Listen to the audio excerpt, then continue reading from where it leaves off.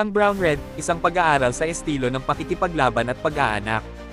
Ang Brown Red, isang lahi na kilala sa mabilis at agresibong estilo ng cutting at nakakaakit na paglalakad, ay nagpapakita ng isang nakakaintriga na pag-aaral sa genetika ng mga manok at selektibong pagpapalahi.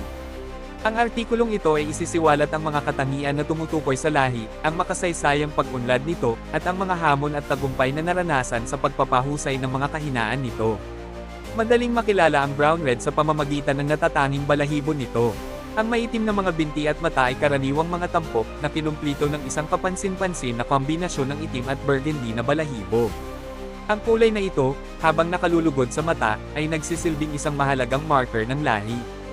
Ang estilo ng pakikipaglaban ng ibon ay nailalarawan sa pamamagitan ng isang mabilis, multi-hit na diskarte, na madalas na inilarawan bilang speed cutting. Ang agresibong estilo na ito ay sinamahan ng masalimuot na paglalakad, isang nakasisilaw na pagpapakita ng liksi at katumpakan na kilala bilang razzle-dazzle shuffling. Ang kombinasyon ng bilis, lakas, at liksi ay ginagawang isang malakas na kalaban ng brown-red sa arena ng subang. Sa kasaysayan, ang brown-red ay nahaharap sa mga limitasyon, lalo na sa mga lugar ng gameness at tibay. Ang mga likas na kahinaan na ito, habang hindi pangkaraniwan sa maraming lahi ng pakikipaglaban, ay nagpakita ng isang makabuluhang hadlang sa mga breeders na naghahangad na i-optimize ang potensyal ng lahi. Ang kakulangan ng matagal na pagsalakay at tibay ay madalas na nagreresulta sa hindi pare-parehong pagganap kahit na may superior na diskarte. Upang malampasan ang mga limitasyong ito, ang mga breeders ay estratehikong gumamit ng mga pagsasama ng iba pang mga lahi na kilala sa kanilang lakas at tibay. Ang Asil breed, na ipinagdiriwang para sa natitirang gameness at tibay nito, ay nagkaroon ng mahalagang papel sa proseso ng pagpapabuti na ito.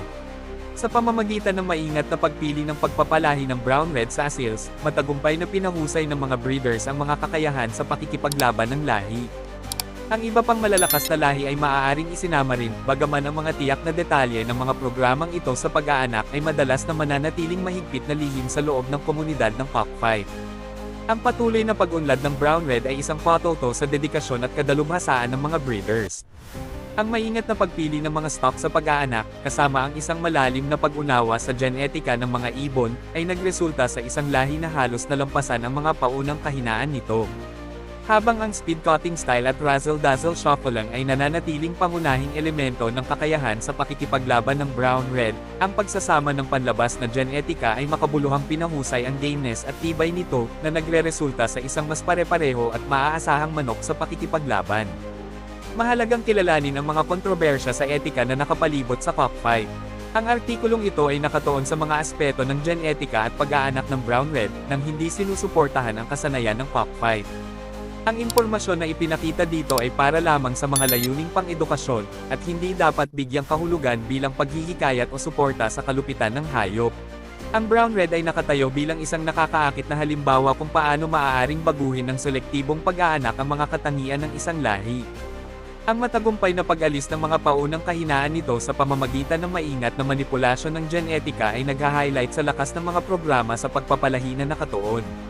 Ang patuloy na ebolusyon ng lahi ay isang refleksyon ng patuloy na pagsisikap upang pagbutihin ang mga kakayahan nito, balansehin ang aesthetic appeal sa pinahusay na pagganap sa pakikipaglaban. Ang karagdagang pananaliksik sa mga partikular na genetic marker na responsable para sa natatanging mga katangian ng lahi ay magiging mahalaga sa pagpapalawak ng ating pag-unawa sa genetika ng mga manok at selektibong pagpapalahi.